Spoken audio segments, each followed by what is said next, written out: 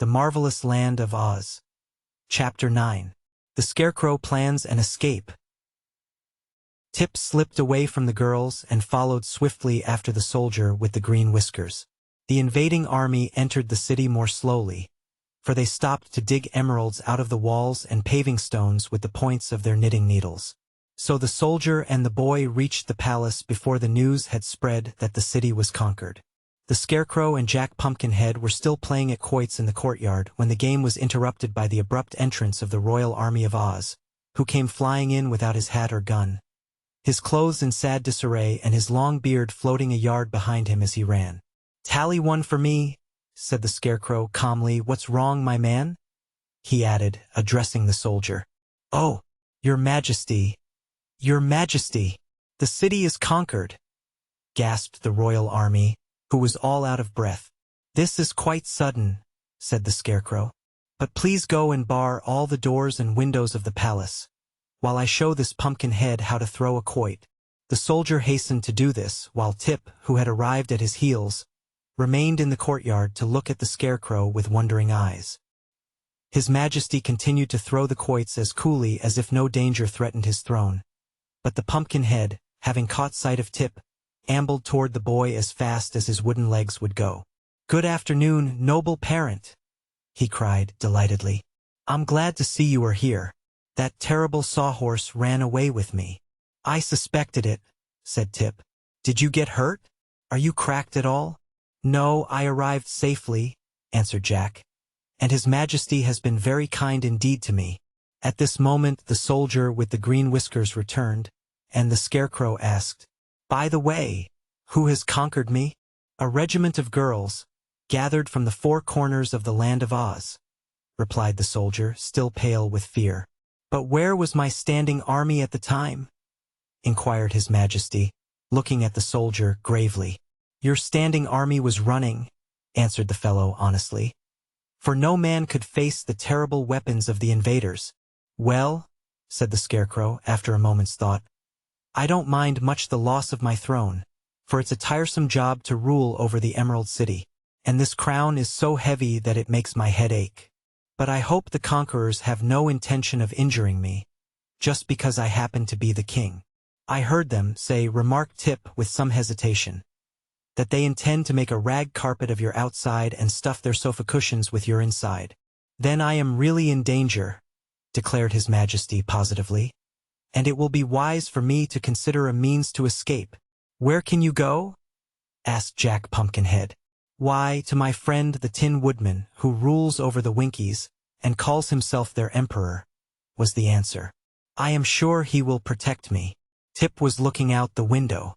"The palace is surrounded by the enemy," said he. "It is too late to escape.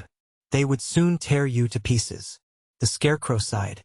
"In an emergency," he announced, "it is always a good thing to pause and reflect. Please excuse me while I pause and reflect." "But we also are in danger," said the Pumpkinhead, anxiously. "If any of these girls understand cooking, my end is not far off." "Nonsense!" exclaimed the Scarecrow. "They're too busy to cook, even if they know how."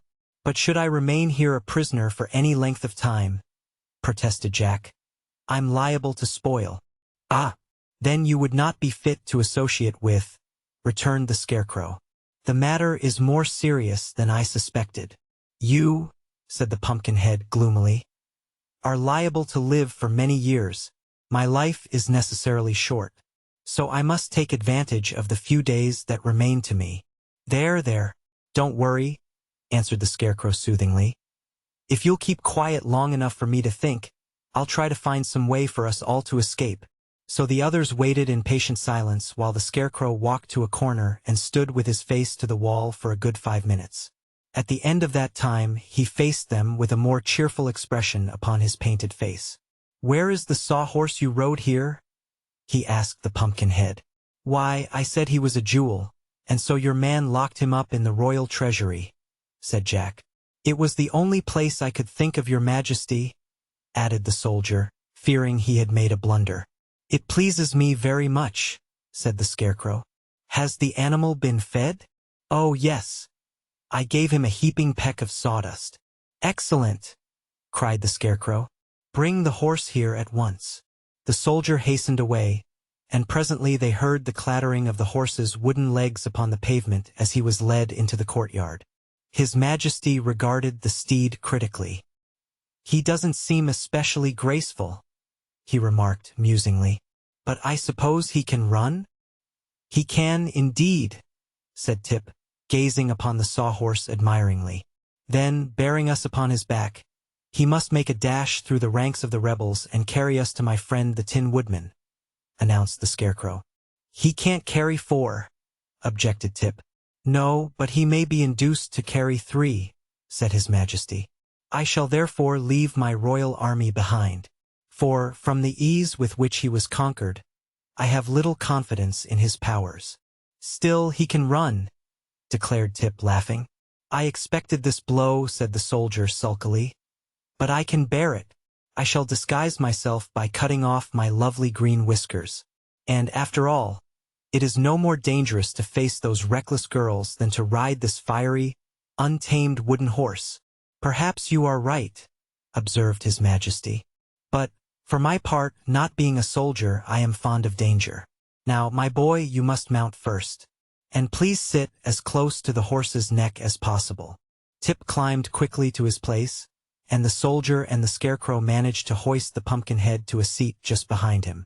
There remained so little space for the king that he was liable to fall off as soon as the horse started. "Fetch a clothesline," said the king to his army, "and tie us all together. Then if one falls off, we will all fall off." And while the soldier was gone for the clothesline, His Majesty continued, "It is well for me to be careful, for my very existence is in danger." "I have to be as careful as you do," said Jack. "Not exactly," replied the Scarecrow. "For if anything happened to me, that would be the end of me. But if anything happened to you, they could use you for seed."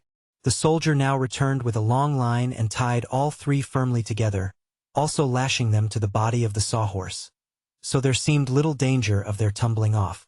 "Now throw open the gates," commanded the Scarecrow, "and we will make a dash to liberty or to death." The courtyard in which they were standing was located in the center of the great palace, which surrounded it on all sides. But in one place a passage led to an outer gateway, which the soldier had barred by order of his sovereign. It was through this gateway His Majesty proposed to escape, and the royal army now led the sawhorse along the passage and unbarred the gate, which swung backward with a loud crash. "Now," said Tip to the horse, "you must save us all. Run as fast as you can for the gate of the city, and don't let anything stop you." "All right," answered the sawhorse gruffly, and dashed away so suddenly that Tip had to gasp for breath and hold firmly to the post he had driven into the creature's neck.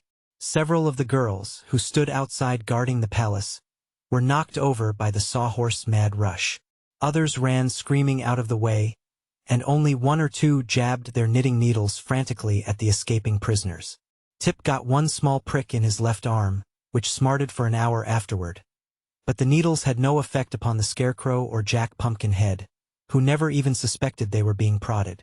As for the sawhorse, he made a wonderful record, upsetting a fruit cart, overturning several meek-looking men, and finally bowling over the new guardian of the gate, a fussy little fat woman appointed by General Ginger. Nor did the impetuous charger stop then.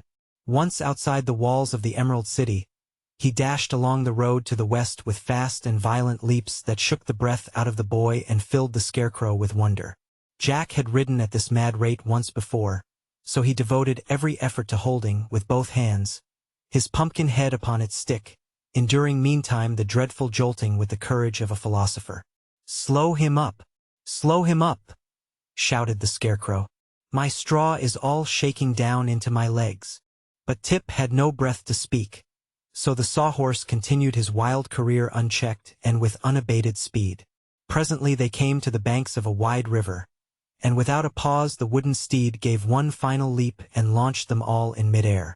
A second later they were rolling, splashing and bobbing about in the water, the horse struggling frantically to find a rest for its feet, and its riders being first plunged beneath the rapid current and then floating upon the surface like corks.